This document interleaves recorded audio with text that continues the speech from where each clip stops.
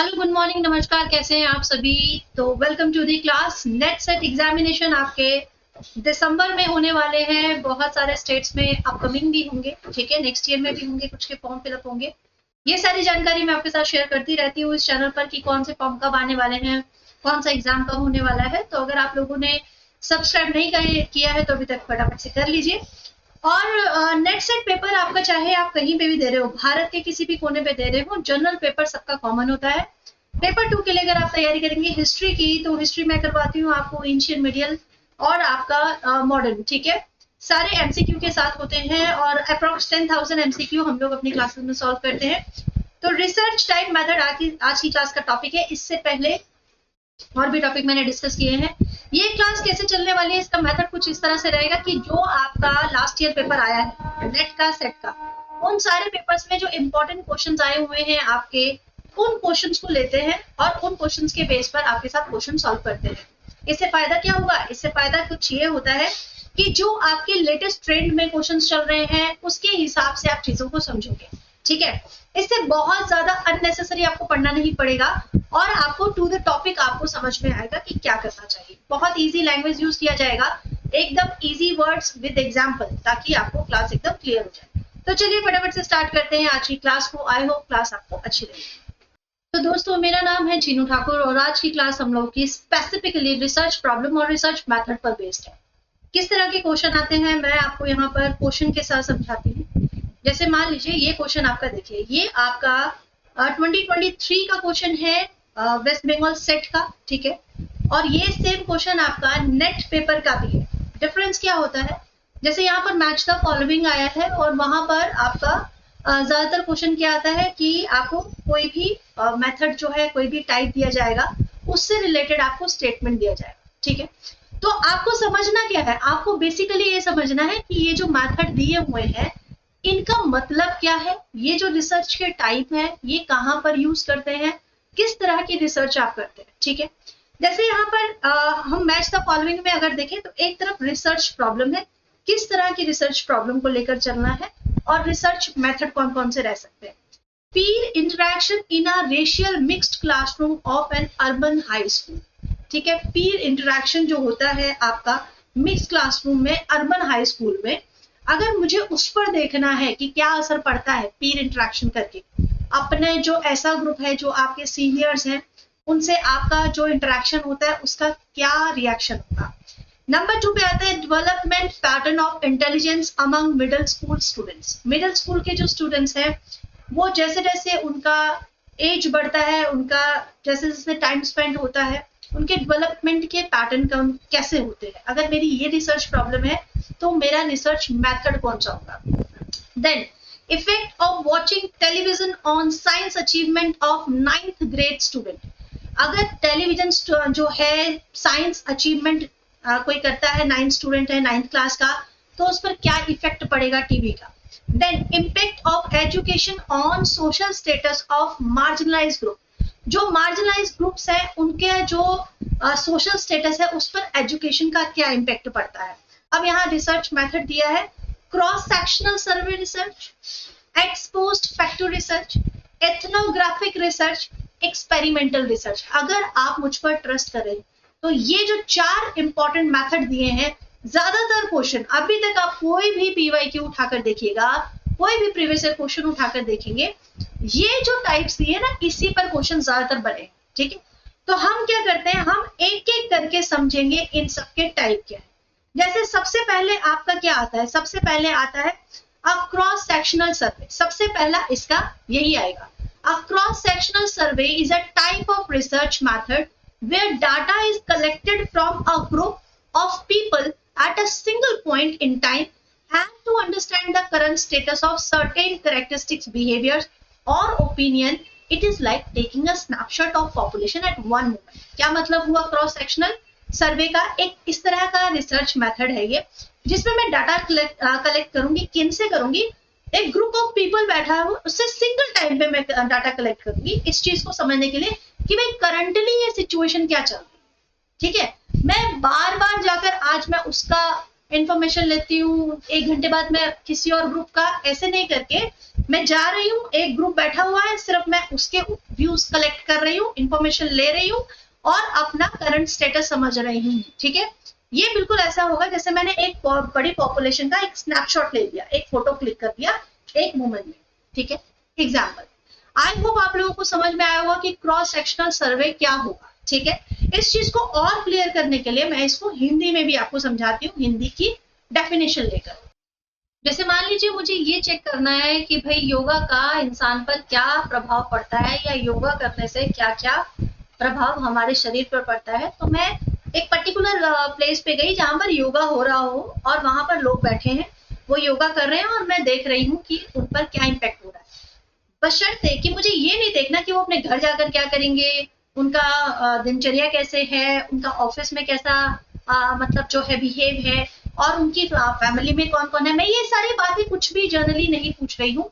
मैं सिर्फ, मेरा जो रिसर्च का काम है वो ये देखना है कि इन पर योगा का असर क्या हो रहा है। तो क्रॉस सेक्शनल मैं एग्जैक्टली वहां जाऊंगी और क्रॉस सेक्शनल मतलब उनका बिहेव बस उसी योगा टाइम पीरियड में कि उस पर इम्पैक्ट हर एक पर क्या क्या पड़ रहा है, ये मैं देखूंगी, और यही होगा मेरा cross sectional research method. I hope आप लोगों को समझ में आ गया होगा। अब चलते हैं नेक्स्ट जो टाइप है आपका। नेक्स्ट भी टाइप बहुत इंपॉर्टेंट है, ये है x post facto research. X post facto research कई बार आता है, ध्यान से समझना। It's a type of study where researchers look at something that has already happened. जहां पर रिसर्चर एक ऐसी चीज का शोध कर रहा है जो घटना पहले घट चुकी है, and try to understand why it happened, और वो ये समझने की कोशिश कर रहा है कि ऐसा हुआ क्यों है। ठीक है, instead of doing experiment to cause changes, अब यहाँ पर कोई एक्सपेरिमेंट नहीं हो सकता कि मैं उस परिणाम को बदल सकूं क्योंकि वो घटना घट चुकी है। तो यहाँ पर किसी भी तरह के एक्सपेरिमेंट का तो सवाल नहीं उठता।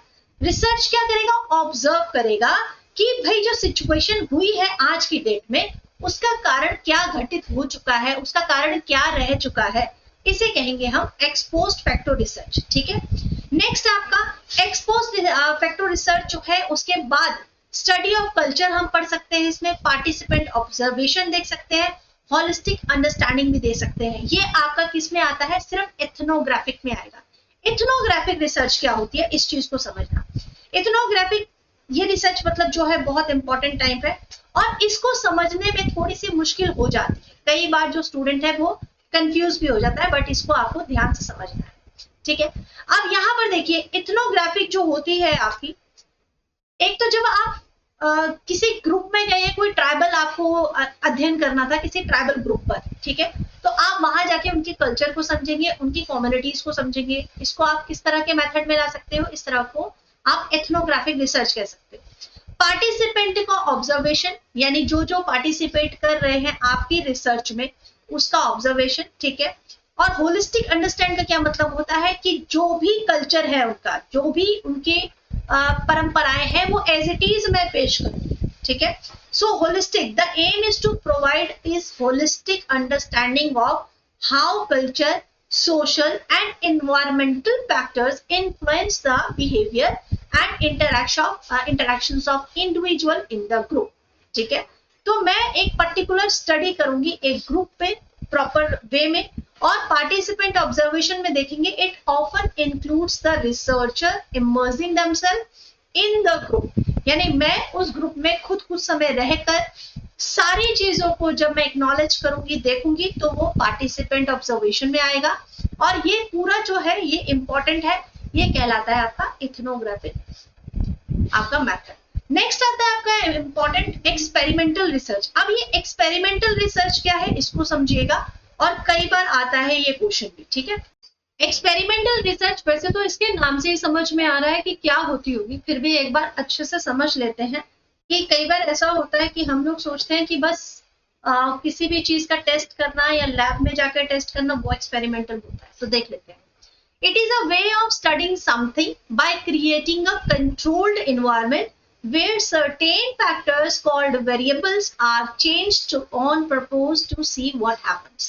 Variables का मतलब क्या होगा, मान लीजिए कि मुझे अगर ये देखना है कि कॉफी पीने से दो सेम लोग, ठीक है, 2 लोग को मैं लूंगी कि भाई आप पिए कॉफी, आप पिए चाय, और मैं देखना चाहूंगी कि कौन इस कॉफी पे ज्यादा जाग रहा है या चाय के बाद क्या इम्पेक्ट पड़ रहा है।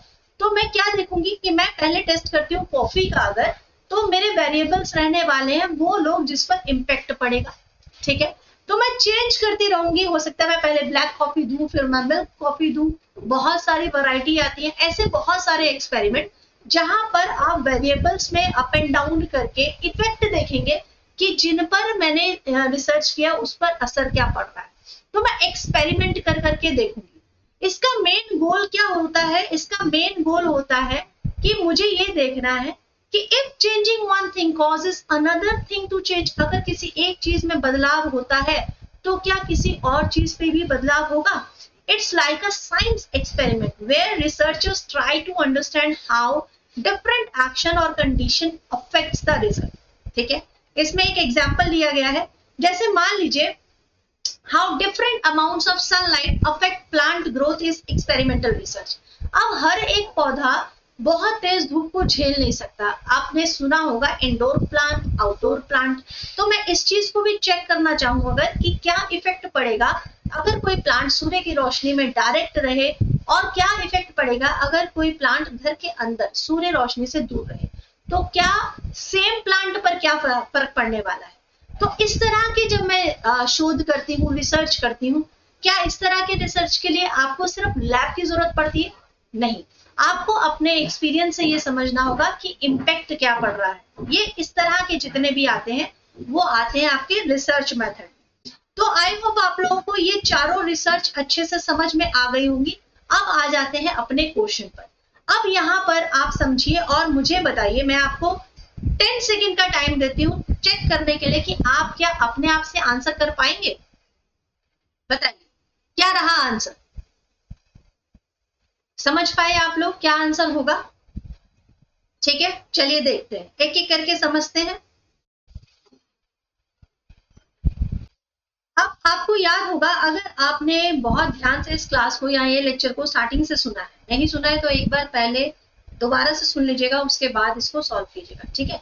यहाँ पर आते हैं और समझते हैं कि क्या लिखा हुआ है। सबसे पहले क्या लिखा है, पीर interaction in a racially mixed classroom of N urban high school. Urban high school है, वहां पर मुझे देखना है कि पीर इंटरैक्शन जो है वो मिक्स क्लासरूम पर क्या असर डालेगी। तो इसके लिए क्या करूंगी, मैं खुद वहां जाकर इस कल्चर को समझने की कोशिश करूंगी, है ना।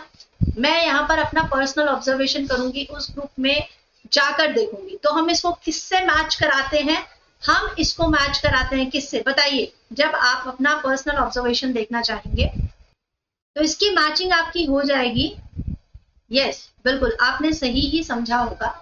इसका आप मैच करेंगे पीर इंटरैक्शन रेशियली मिक्स्ड क्लासरूम, इसका मैच होगा इथनोग्राफिक रिसर्च। ठीक है, समझ में आया आपको? एक मिनट यहाँ पर,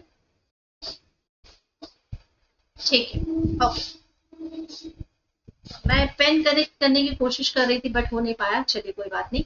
उसके बाद बी जो है आपका development pattern of intelligence among middle school student. अब यहाँ पर मुझे देखना है कि इंटेलिजेंट बच्चे जो हैं उनकी इंटेलिजेंसी लेवल कैसा है। तो मैं क्या करूंगी, सारे स्टूडेंट को सामने बिठाऊंगी और फटाफट क्वेश्चंस पूछूंगी और उन स्टूडेंट्स को सामने फटाफट से चेक करूंगी कि उन पर क्या इम्पैक्ट पड़ा है।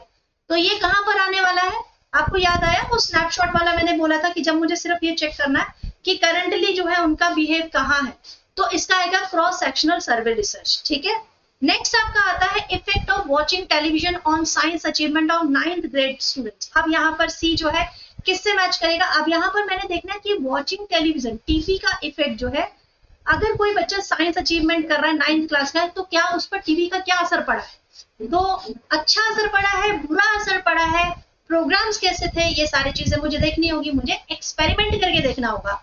तो सी का मैच हो जाएगा 4 से। डी आ जाएगा आपका लास्ट बचा हुआ है impact of education on social status of marginalised group. तो ये कहां पर आ जाएगा, ये मुझे देखना है इम्पैक्ट ऑफ एजुकेशन, क्या प्रभाव रहा है। ठीक है, जो मार्जिनलाइज्ड ग्रुप है, हम लोग बहुत जल्दी कह देते हैं ना कि अगर किसी ने ढंग से बात नहीं किया या झगड़ा कर लिया, हम कहते हैं अरे इसको अच्छा पढ़ा लिखा नहीं है, हम तुरंत बोल देते हैं अच्छा पढ़ा लिखा नहीं है। इसका मतलब हमने ये देख लिया कि ये अच्छा पढ़ा लिखा नहीं था इसलिए इसने ऐसा बिहेव किया, यानी वो एक्सपोज हो गया ना। पहले की गुजरी हुई बात होगी पढ़ाई लिखाई वाली, लेकिन उसका असर आज की डेट में दिखता है। तो आपका डी किससे मैच हो जाएगा? आपका एक्स पोस्ट फैक्टो यानी दो से। अब यहाँ पर अगर ये ऑप्शन आप देखेंगे तो आपका बी आ जाएगा एकदम सही। ठीक है, आप यहाँ टिक कर लीजिएगा क्योंकि मेरा टूल पता नहीं क्यों यहाँ पर काम नहीं कर रहा। तो आपका राइट आंसर क्या हो जाएगा? राइट आंसर आपका हो जाएगा बी। ठीक है, समझ में आ गया दोस्तों? तो आप यहाँ पर बी आराम से लिख सकते हैं। ओके, चलिए अब इसी तरह से हम अगला भी क्वेश्चन करेंगे। देख लीजिएगा अगला क्वेश्चन कैसे रहने वाला है और बहुत इंटरेस्टिंग रहेगा, आई एम श्योर। और क्लास में आप बने रहिए, क्लास रेगुलर अटेंड कीजिए क्योंकि बहुत कुछ ऐसा खास होता है इन क्लासेस में जो कि हम बाद में मिस करते हैं। So thank you so much guys, मिलेंगे नेक्स्ट क्लास में। Bye bye and take care.